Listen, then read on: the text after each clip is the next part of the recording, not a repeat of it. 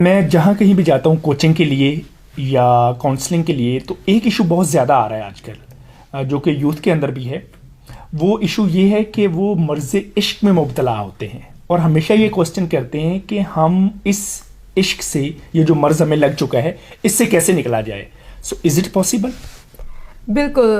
مریض محبت کو سب سے پہلے یہ بات سمجھ لینی چاہیے کہ کسی کے قبضے سے اپنا دل چھڑانے کے لیے اس کو بھولنا یا اس سے نفرت ضروری نہیں ہے، لیکن بھولے بغیر موو آن کیسے کیا جائے؟ اس کا علاج کر کے.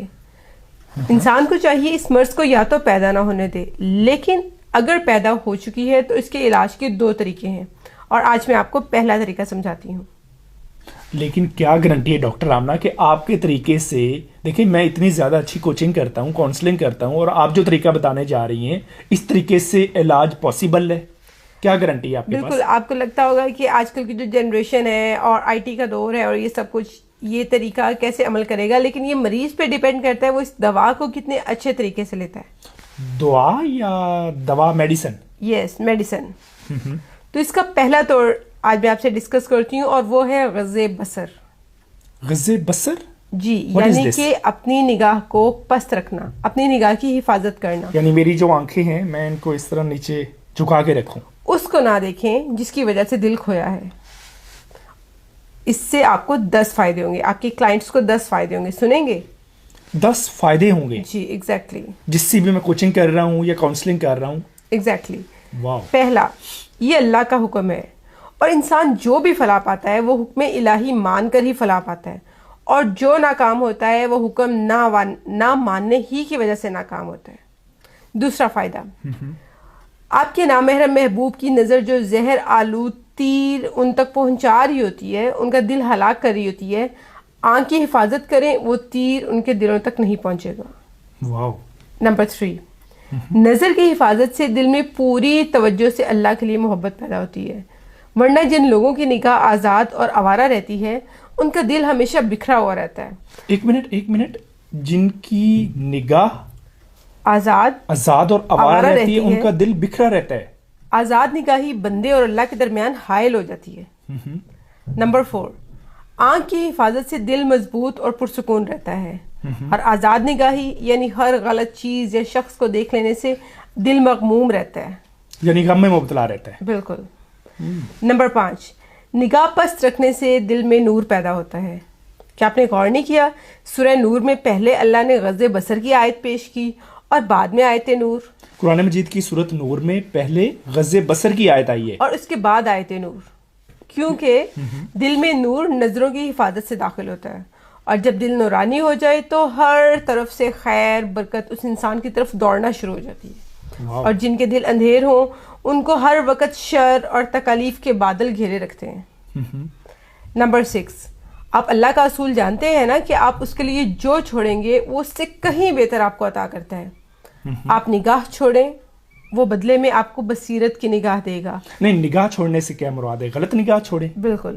آپ اس ڈر سے کہ اللہ کو میں خوش کرنا چاہتا ہوں، آپ غلط نگاہ ڈالنا چھوڑ دیں، وہ بدلے میں آپ کو بصیرت کی نگاہ دے گا، فہم و فراست کی نگاہ دے گا، اور آپ کی فراست کبھی خطا نہیں ہوگی. اسی وجہ سے تو کہا جاتا ہے مومن اس نگاہ کی وجہ سے ایک سوراخ سے دوسری بار نہیں ڈسا جاتا. یعنی اگر مومن کے پاس بصیرت کی نگاہ آ گئی ہے تو جس سوراخ سے ایک دفعہ وہ ڈسا گیا دوبارہ نہیں ڈسا جاتا. واو.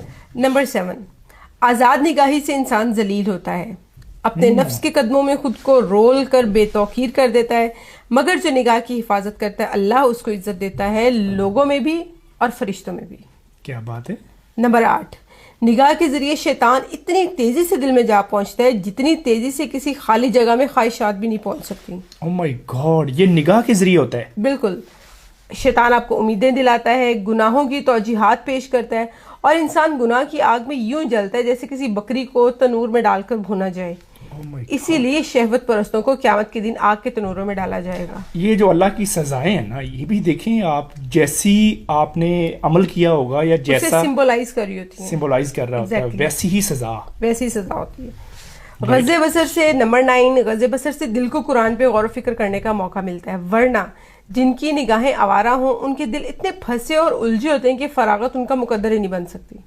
Oh my God. And last 10वां कि इंसान के दिल और आंख के दरमियान में एक सुराख है जो 1 मिनट, दिल और आंख के दरमियान एक सुराख है, यानी एक रास्ता है। ठीक है। आप जिस काम में आंख मशगूल उसी में दिल मशगूल।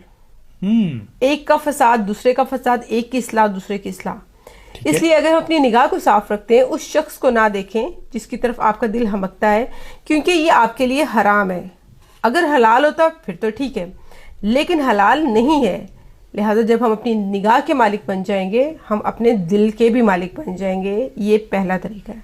ये पहला तरीका है। और दूसरा तरीका आप कब बताएंगे? और वो हम नेक्स्ट वीडियो में डिस्कस करेंगे। लेडीज एंड जेंटलमैन, तो अगर हम अपनी आंख की हिफाजत करने वाले बन जाएं, तो ये जितनी बीमारियां हैं हमारे दिल में, हमें टाइम नहीं मिलता, हर वक्त गम में मुब्तला रहते हैं, तो ये सब से जान छुड़ाई जा सकती है।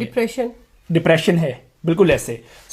ये आज हमने आप लोगों के साथ 10 टूल्स शेयर किए हैं। डॉक्टर आमना ऐसे ही है, ये 10 के 10 टूल्स आप अप्लाई करके देखें और उसके बाद हमें बताइएगा कि आपके दिल को कितना चैन सुकून मिलता है। नेक्स्ट वीडियो में डॉक्टर आमना से दूसरा तरीका भी पूछेंगे कि अगर आप में से भी कोई इश्क में मुब्तला है, वो चाहे लड़की है या लड़का है, तो कैसे बचा जा सकता है और अपने दिल का मालिक बना जा सकता है। और अपने दिल का मालिक दोबारा से आप बन सकते हैं। आप सबके लिए खुशखबरी है। तो पहला तरीका इस्तेमाल करके देखें, दूसरे तरीके के लिए अगली वीडियो को इंतजार कीजिएगा। Thank you.